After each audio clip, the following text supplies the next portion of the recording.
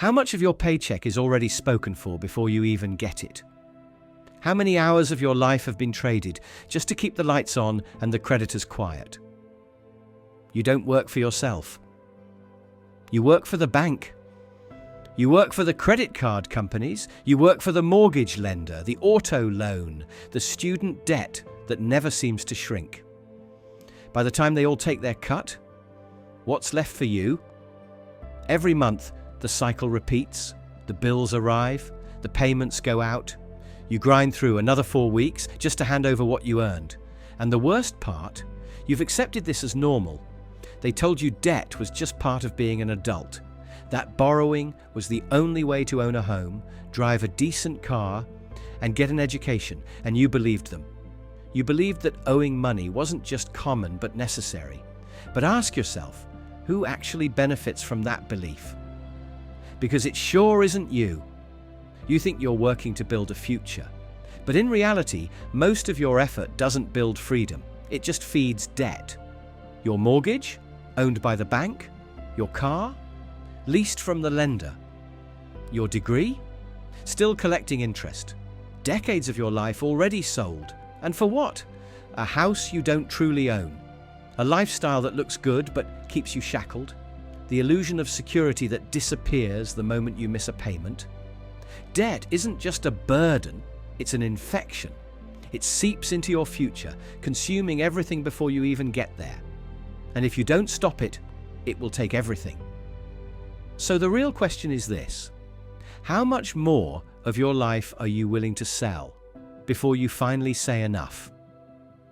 The debt trap you were trained to love. You weren't just taught to accept debt, you were trained to worship it. From the moment you stepped into adulthood, you were told that borrowing is the key to success, that a good life requires financing, that your credit score is more important than your actual bank balance. And so you played along. You took out the student loans, swiped the credit cards, financed the car, and stretched your budget to afford the mortgage. And every time, they told you it was the responsible thing to do. But responsible for who? Because it sure as hell wasn't for you. Debt isn't a tool, it's a trap. Dave Ramsey doesn't sugarcoat it. He calls debt exactly what it is: a financial drug. It makes you feel powerful at first. Swipe the card, drive the new car off the lot, sign the mortgage papers. It feels like you're moving up, like you're making progress. But in reality, all you've done is chain yourself to payments. And now, the banks own your car. The lenders own your house. The credit companies own your paycheck before you even see it. And they want you to believe that's normal, because the moment you question it, the entire system starts to crack. The marketing machine behind debt. Think about how deep this goes. Student loans? They told you it was impossible to get ahead without them. That a degree was worth the mountain of interest you'd spend decades repaying. Car loans. They convinced you a brand new car was a necessity.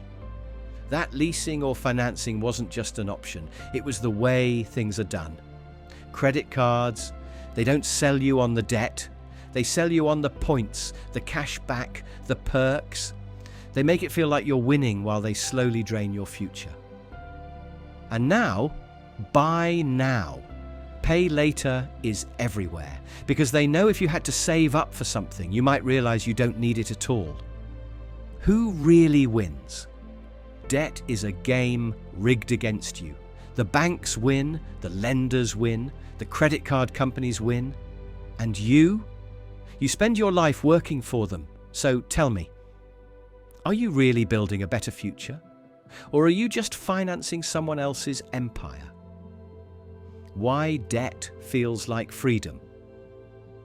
Until it's a cage, there's a rush when you get approved for a new credit card, a high when the car dealer hands you the keys, a sense of arrival when the mortgage lender says, "Congratulations, you're a homeowner." It feels like freedom, like success, like you've finally made it. But have you? Or have you just bought the illusion of wealth, one monthly payment at a time?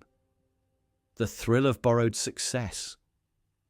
Debt lets you fake a rich life. It lets you drive the car you can't actually afford, live in a house that owns you more than you own it, swipe your card at expensive restaurants without thinking twice until the bill comes. Because that's the game. Buy now, feel successful today, panic about the payment tomorrow. The banks know this. The lenders know this. That's why they make it so easy. They don't ask if you can afford it long term, just if you can make the next payment. Because as long as you can, they own you. The debt cycle. A slow squeeze. It starts as power. A credit card makes you feel in control. You can buy what you want, when you want. A car loan gives you status. You drive what you want without waiting years to save. A mortgage makes you feel accomplished. You own a home, even if the bank owns most of it. But then the payments start stacking up. That house payment never stops. The car loses value, but the loan remains. The credit card balance creeps higher, and suddenly you're paying interest on things you barely remember buying. And now you're working just to keep up. Not to build wealth, not to get ahead, just to stay afloat. The cage you walked into. The system sold you a version of success that keeps you locked in place. It lets you borrow just enough to feel rich, but never enough to actually be free. Because freedom isn't driving a financed car, it's owning one outright. Freedom isn't living in a house with a mortgage. It's knowing nobody can take it from you. Freedom isn't swiping a credit card. It's having the cash to walk away from anything that doesn't serve you. So ask yourself, do you truly own anything? Or are you just renting a lifestyle from a bank? Because financial freedom on borrowed money isn't freedom at all. It's just another form of slavery, wrapped in a shiny, expensive package. Ramsey's cure. Destroy debt before it destroys you. Dave Ramsey doesn't play games when it comes to debt. No excuses, no exceptions. All debt is dangerous. They tell you there's good debt and bad debt. That a mortgage is smart, that student loans are an investment. That credit cards are fine if you use them responsibly. Ramsey calls bullshit, because the truth is, debt is debt. It doesn't care if it came from an Ivy League school or a shopping spree. It still owns you. It still eats your paycheck before you ever see it. And if you want to be free, there's only one solution. Destroy it before it destroys you. The debt snowball. Your way out. Most people stay trapped in debt because they never feel like they're making progress. Ramsey's debt snowball method fixes that. Here's how it works. List all your debts from smallest to largest. Ignore interest rates. Pay minimums on everything except the smallest debt. Throw every extra dollar at that one. When that debt is gone, take the money you were paying on it and roll it into the next smallest debt. Keep repeating. The payments get bigger, the momentum builds, and soon you're debt-free. It's not about math, it's about behavior. Paying off small debts first gives you quick wins. It shifts your mindset from surviving to winning, and that's what keeps you going. Debt-free is equal to real freedom. Most people think living debt-free is just about money, but it's so much more than that. No more anxiety. You don't wake up dreading the next bill. No more shame. You're no longer hiding from collectors or feeling trapped in bad decisions. No more feeling behind. Every dollar you earn is yours, not divided between lenders.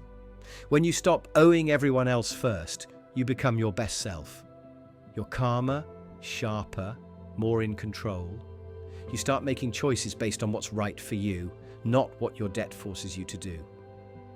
Real people, real relief. People who follow Ramsey's plan don't regret it. They cut up their credit cards, sold fancy cars, downsized their homes, and felt relief, not loss, because for the first time in years, their money was theirs. Imagine that. Imagine waking up and keeping your entire paycheck. Imagine never making another car payment. Imagine knowing that if life throws you a curveball, you have cash, not just credit. Debt isn't just numbers, it's mental noise that never shuts up. So the real question isn't how fast can you pay it off, it's how much longer can you stand the weight of it. But what if debt could make you rich? Not everyone believes debt is the enemy. People like Robert Kiyosaki don't just tolerate debt, they use it as a tool. They call it leverage. They say the rich don't work for money, they use other people's money to build wealth. And in theory, they're right. The power of leverage.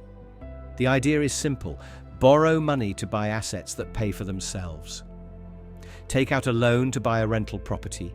The tenants cover the mortgage. Use business credit to launch a company. The profits pay off the debt. Borrow at low interest to invest in high return opportunities. Your gains outpace your payments. When it works, it's brilliant. You control more assets without risking all your own money. Wealth grows faster. Debt becomes a tool, not a trap. But here's the catch. Leverage isn't magic. It's a risk. And the second it goes wrong, the debt doesn't disappear. Rental property? Great. Until the market crashes or tenants stop paying. Business loan? Smart. Unless the business fails and the bank still wants its money. Investing on margin? Profitable until the market turns and you owe more than you have. Kiyosaki's method works if you know what you're doing. But most people don't. They confuse liabilities with assets. They finance luxury cars thinking they're building business credit. They max out loans for an Airbnb empire that collapses in a downturn.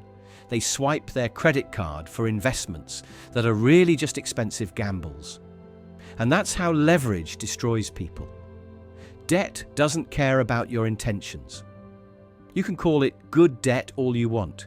The bank doesn't care. The credit card company doesn't care. The lender doesn't care. They want their money back. And if your smart investment doesn't work out, too bad, you still owe. So the real question isn't, can debt make you rich? It's, can you afford to be wrong? Because if you can't, then debt isn't leverage. It's a loaded gun. How debt shapes your identity without you realizing. Debt doesn't just control your money. It controls you. It shapes the way you think, the way you act, the way you dream, or stop dreaming altogether. At first, it feels like just another bill. A car payment, a student loan, a credit card balance, normal, right? But then it starts making decisions for you.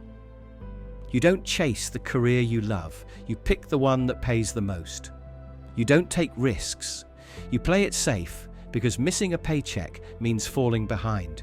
You don't invest in your future. You work just to survive today. And slowly, without realizing it, your entire identity shifts. When debt shrinks your life, the bigger the debt, the smaller your dreams. You stop thinking about what you want and start thinking about what you can afford. You stop imagining a life of freedom and start accepting a life of payments.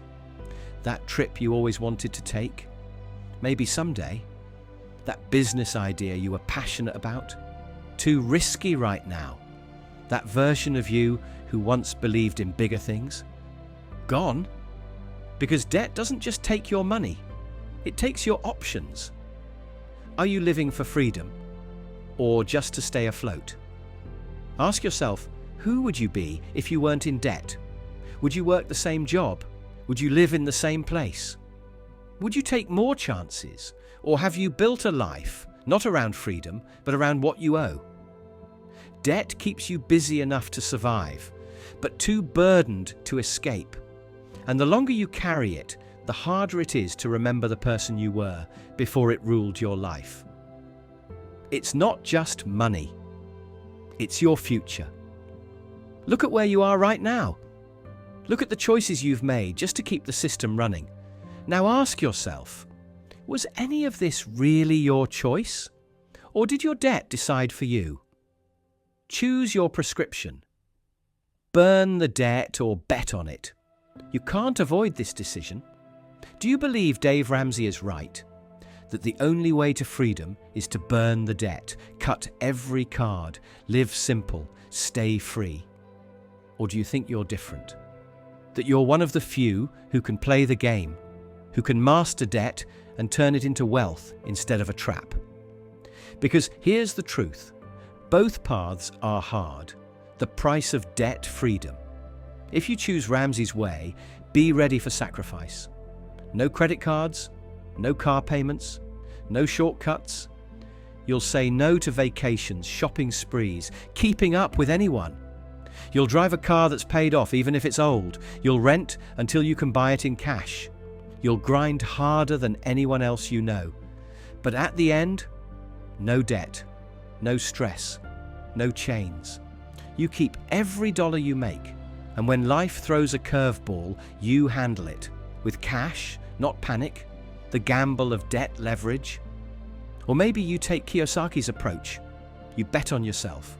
You use debt to build, not to consume. You borrow money to buy assets, rental properties, businesses, investments. You take risks most people won't. You play the long game, knowing that one wrong move could wipe you out. But if you do it right, if you have the discipline, the knowledge, the nerves of steel to handle it, you can build something massive.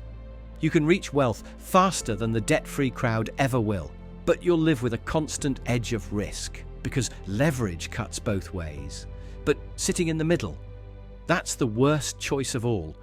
Let's be honest, most people don't commit to either path. They aren't burning their debt, but they aren't mastering it either. They're just drowning in it. Maxed out credit cards, car loans that never end, a mortgage that's too big. Debt is used, not for wealth, but for comfort, for image, for impulse buys. That's the real trap. Pretending it's fine, pretending debt is normal, letting it quietly steal your future. So choose.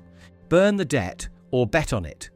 But don't sit in the middle pretending it's not controlling you, because no matter which path you pick, you own the outcome. It's time to choose.